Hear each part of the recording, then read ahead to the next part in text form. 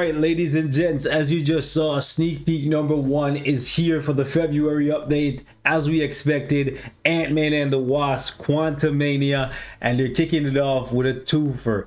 As you just saw, Ant-Man and the Wasp, brand new uniforms. I'm really excited to see how they actually handle these guys because both of them, it's been a while since they've gotten a uniform. For the Wasp, I believe her last uniform was in 2018, so we're close to 5 years for her.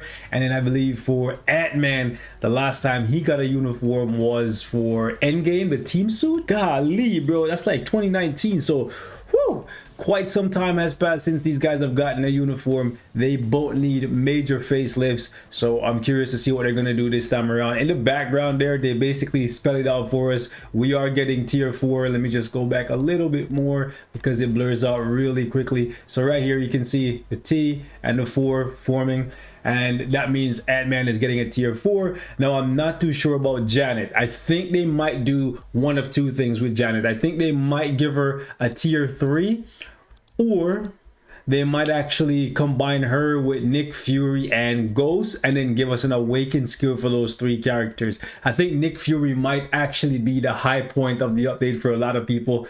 And that's no shade to Ant-Man. It's just simply because of the fact that we just got Shadow Shell as a speed type and then Spider-Man soon after. And although Shadow Shell is PvE meta, Spider-Man has been struggling to find his foothold in the meta right now. And I don't know how Ant-Man is gonna top Spider-Man. So over on the forums, this is what they had for us. They said the tiny yet powerful, the superheroes who attack swiftly by controlling their sizes freely have returned. Check out the new looks and abilities of these superheroes who cross the quantum realm using PIM particles. And like I hinted at previously, both Ant-Man and Wasp are in need of major facelifts. As you can see, his last uniform, he got 2 of them for Endgame, and both of them kind of mediocre. If you take a look at what they actually offer to the character, his first skill actually makes it so that attacks have a chance of missing. That's straight up Shadowland only. The second skill is an iframe. Third skill has an ability that shrinks the enemy, but that doesn't apply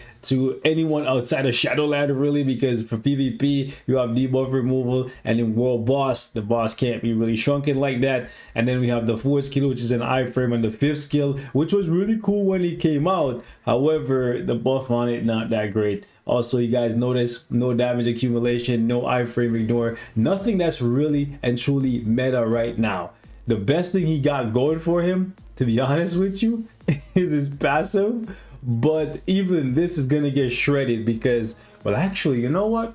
I wonder how this is gonna work. If he's tier 4 with this guaranteed, you know what? Simply because of the fact that the 2 characters that are direct counters to him would be Hulk and Carnage, and Hulk literally has no base ignore dodge, which is actually kind of crazy. As you can see right here, I have 3% ignore dodge. That's coming from my cards, and that's not very much. So if Ant-Man's tier 2 passive kicks in, giving him 87% chance to dodge enemies' attacks for 20 seconds, Hulk's 4th skill is not going to be able to one-shot Ant-Man. However, there's still the threat that is Carnage, and Carnage actually gets ignore dodge a little bit from being a symbiote. And if you're like me, you have agreed on him, but majority of you guys are probably going to have him with a refinement. Either way, 10% ignore dodge might be enough for him to stomp out Ant-Man just because of the undead artifact. I'm curious to see what kind of artifact they're going to give to Ant-Man. Here's the thing, with Shadow Shell controlling ABL and Ant-Man being a male speed superhero,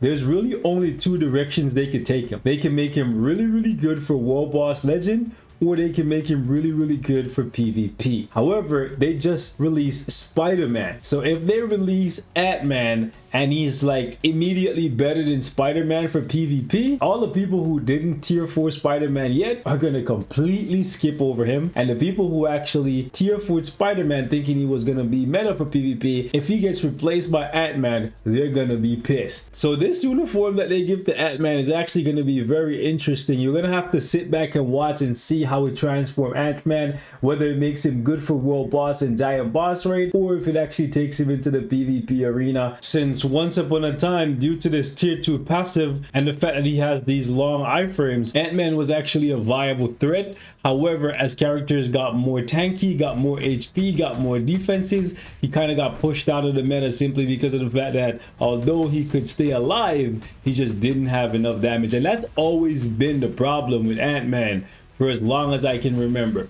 Even this tier 3 skill, many of us thought with him being this big, he would be really powerful, or at least hit really hard, but that was never the case with Ant-Man. So I'm curious to see what they're actually gonna do with him this time around. To be honest with you though, like I said previously, since Nick Fury's in the movie, this might actually be the time that Nick Fury gets that awakened skill that many people have been waiting on. I don't think Nick Fury is going to get a tier 3. I think he's going to get an awakened skill, and I think it would just make sense for them to throw him together with Nadia and Ghost. But we'll see what they actually decide to do. Either way, I know many of you guys have been waiting to test out Nick Fury in World Boss Legend and Giant Boss Raid, because this is going to change things big time, simply because of the fact that we don't have that many male superhero support characters. We finally got Ghost Panther after so many years, so getting Nick Fury right after would be absolutely amazing for World Boss. The question I have, however, is what are they going to do with the Wasp? Because I never really look at Wasp as a character that's a major DPS. She's always been a support character. Once upon a time, the best support character because of her debuff removal. I believe she was either one of the first characters to get debuff removal, if not the first character to get debuff removal, which changed the landscape of PvP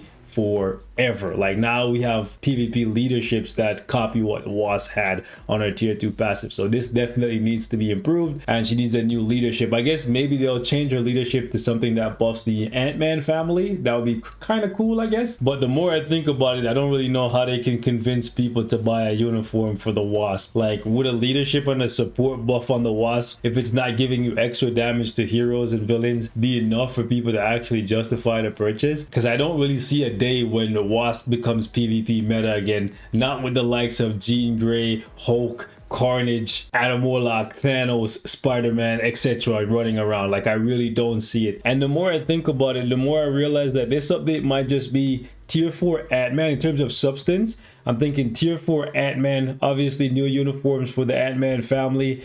Tier 3 Kang the Conqueror, like I'm guessing they're gonna do tier 3 native. Like, please don't bring him in as a tier 2 character. Like, it makes sense for him to be a tier 3 native, kind of like Gore, maybe as a World Boss Legend or as a Giant Boss Raid.